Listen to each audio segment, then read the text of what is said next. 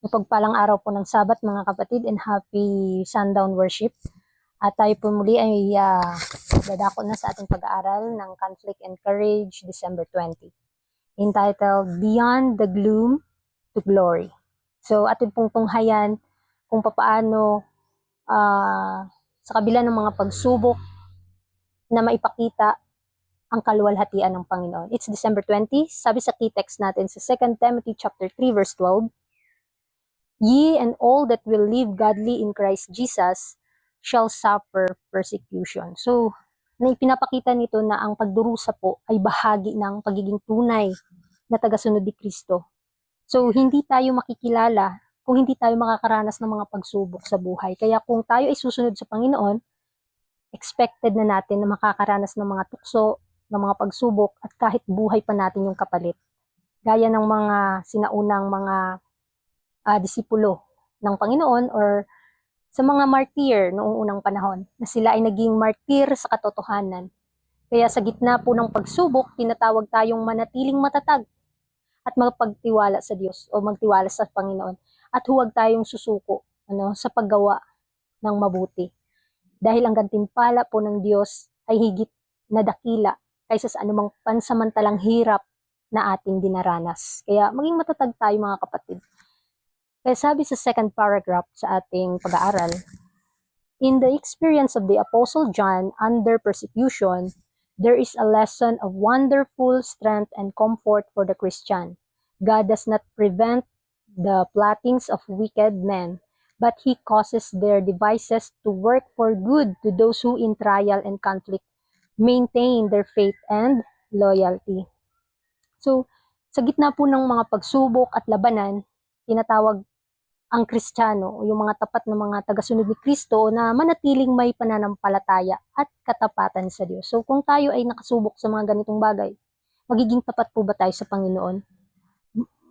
Ang mga pag-uusig po, alam natin na ay hindi ito tanda na tayo pinabayaan ng Diyos. Minsan ito yung point sa atin, na parang pinabayaan na tayo ng Panginoon kasi kahit buhay pa yung kapalit natin, parang surrender na tayo. Kaya nga, sinasabi dyan na yung buhay natin, dito tayo kinocomfort ng Panginoon. Panahon na tayo sinusubok. Tayo ay parang napanghihinaan na. Kundi, alam natin na yung mga pag-uusig ay hindi tanda na tayo pinabayaan ng Diyos, kundi pagkakataon ito upang ipakita yung tibay ng ating pananampalataya. So, kung hindi tayo sinusubukan o hindi tayo pahihintulutan ng Panginoon at subukan, hindi na maipapakita na tayo ay tagasunod ng Panginoon. Hindi niya matatry yung pananampalataya natin kung hindi natin maipapakita yung katotohanan sa buhay natin, kung hindi tayo susubukin. Kaya kailangan tayong magpasalamat sa mga pagsubok at tukso dahil dito mapapatunayan kung tayo po ba ay nagiging tapat sa Panginoon. At tandaan natin, hindi po tayo hahayaan ng Panginoon na subukin ng abot ng ating makakaya, kundi sa kabila ng pagsubok ay bibigyan niya tayo ng lakas para makapanagumpay. Kaya sa kanyang karunungan, ang Diyos ay gumagamit maging ng paghihirap upang patatagin yung ating pananampalataya at ihanda tayo para sa mas dakilang layunin at pagpapala. Sa pagpapatuloy po, sabi dito, it is the work of faith to rest in God in the darkest hour, to feel however sorely tried and tempestuous that our Father is at the helm. The eye of faith alone can look beyond the things of time to estimate aright the worth of the eternal riches. So, kapag meron tayong tunay na pananampalataya, maaari nating pagkapitan yung pangako ng Panginoon na tanging pananampalataya lamang ang makakakita o ang makakahawak sa mga bagay na hindi nakikita. Kasi si Kristo o ang Panginoon pa rin yung kumukontrol sa lahat ng bagay. Sa pamamagitan po ng pananampalataya, natututo ang Kristiyano o mismo tayo na tumingin lampas sa mga pansamantalang bagay at pahahalagahan po yung walang hanggang kayamanang inihahanda ng Diyos. Kaya nga sabi pa dito na Jesus does not present to His followers the hope of attaining earthly glory and riches, of living a life free from trial. Instead, He calls upon them to follow Him in the path of self-denial and reproach. He who came to redeem the world was opposed by the united forces of evil. So it will be with all who will live godly in Christ Jesus. Persecution and reproach await all who are imbued with the Spirit of Christ. So kapag tayo ay puspos ng banal na Espiritu ng Panginoon, hindi po tayo matatakot sa anumang mga pagsubok na ating pagdadaanan, sa anumang mga pahihintulutan ng Panginoon, ang kaaway na subukin tayo para mapatunayan kung tayo po ba ay nananampalataya sa Kanya. Kasi tandaan natin, hindi po ipinangako ni Kristo sa Kanyang mga tagasunod ang makamundong karangalan, kayamanan o buhay na walang pagsubok. Sa halip, tinatawag niya silang sumunod sa Kanya sa landas ng pagtanggi sa sarili at pagtitiis. So, tayo po ba ay susunod? Na alam natin na punong-puno ng pagsubok kung ikaw ay lalakad sa landas ng katwiran. Na alam natin sa dati hindi tayo naglilingkod sa Panginoon, ang ganda ng buhay natin. Pero ngayong we are all surrendered to God, parang dito na natatry natin yung pananampalataya natin, parang dito na tayo sinusubok na napakadami ng problemang dumarating. Kaya nga, hindi po nangako si Kristo sa kanyang mga tagasunod na ang mga makamundong karangalan, hindi po ito yung pinangako ng Panginoon sa atin na makakamit natin, kundi yung walang hanggang kayamanan, mga kapatid. Kaya, gayon din ang mararanasan ng lahat ng nagnanais na mamuhay ng makadiyos kay Kristo Jesus, na ang pag-uusig at pagsalansang ay bahagi ng buhay ng mga puspos ng Espiritu ni Kristo. Ito'y patunay ng tunay kung tayo po ba'y sumusunod ng may katapatan sa Kanya. Kaya nga sabi pa dito, in all ages, Satan has persecuted the people of God. He has tortured them and put them to death. But in dying, they became conquerors. They bore witness to the power of one mightier than Satan. Wicked men may torture and kill the body, but they cannot touch the life that is hid with Christ in God. They can incarcerate men and women in prison walls, but they cannot bind the spirit. So,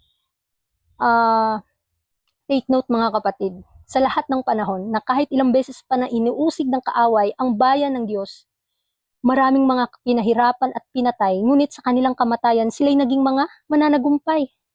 So, ang kanilang katapatan sinusubok kung sila ba ay tunay na sumusunod kay Kristo. Kung tayo po ay hindi susubukin, hindi malalaman kung tayo po ba ay sumusunod sa Panginoon. Kaya kailangan tayong magpasalamat sa bawat pagsubok na ating nararanasan.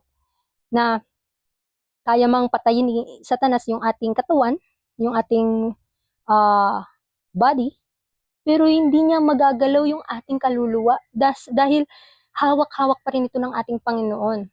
Kaya wag po tayong mawala ng pag-asa, wag po tayong mawala ng pananampalataya kung panahon na tayo sinusubok. Kaya nga sabi pa dito na through trial and persecution, the glory, the character of God is revealed in His chosen ones. Napakaganda, mga kapatid, ano? Sa pamamagitan pala ng mga pagsubok at mga tukso, sa mga pag-uusig sa atin, dito may papakita yung kaluwalhatian, yung ugali ni Kristo, dito hinuhubog sa buhay natin. They follow Christ through sore conflicts, they endure self-denial and experience bitter disappointments. But thus they learn the guilt and woe of sin, and they look upon it with abhorrence, being partakers of Christ's sufferings. They can look beyond the gloom to the glory, saying, I reckon that the suffering of this present time are not worthy to compare with the glory which shall be revealed in us. Romans 8 verse 18. Mga kapatid, kung iisipin natin yung mga pagsubok ngayon, ito pala ay nagdadala sa atin papalapit kay Kristo. Kailangan nating magpasalamat. Mas pipiliin pa natin na subukin tayo araw-araw para maipakita natin yung kaluwalhatian ng Panginoon, yung ugali niya sa buhay natin. Kasi nga sa pamamagitan ng pagsubok at pag-uusig, nahahayag yung kaluwalhatian, ang likas ng pagkatao ng ating Panginoong Hesus sa kanyang mga hinira. So sa atin, tayong mismong, tayo sa buhay natin na tayo ay, tayo po ay nag-aangkin. We are professing na tagasunod ni Kristo. Kailangang maranasan natin yung mga ganitong bagay.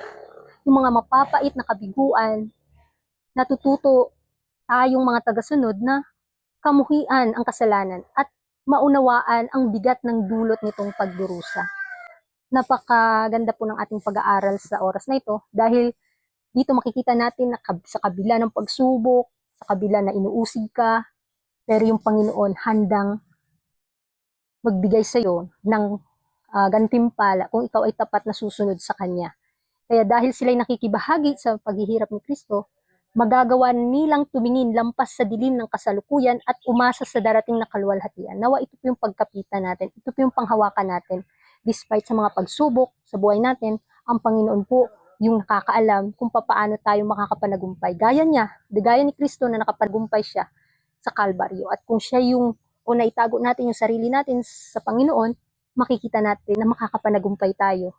Dahil ito'y pangako niya, hindi niya tayo pababayaan na angkinin yung kanyang kaluwalhatian, yung kanyang likas. Dahil we are partakers of Christ's suffering, mga kapatid. Kaya huwag tayong mawala ng pag-asa. Kaya kung mababasa natin sa Romans 8:18, I reckon that the sufferings of this present time are not worthy to be compared with the glory which shall be revealed in us. Glory to God, mga kapatid, and thank you for watching. At nawa marami po tayong natutunan, and kung may mga insight po kayo, wala po akong na-mention o may mga bagay ako na hindi na ipaliwanag, you are welcome to explain po. And thank you for watching, and God bless sa ating lahat, and belated happy Sabbath sa ating lahat.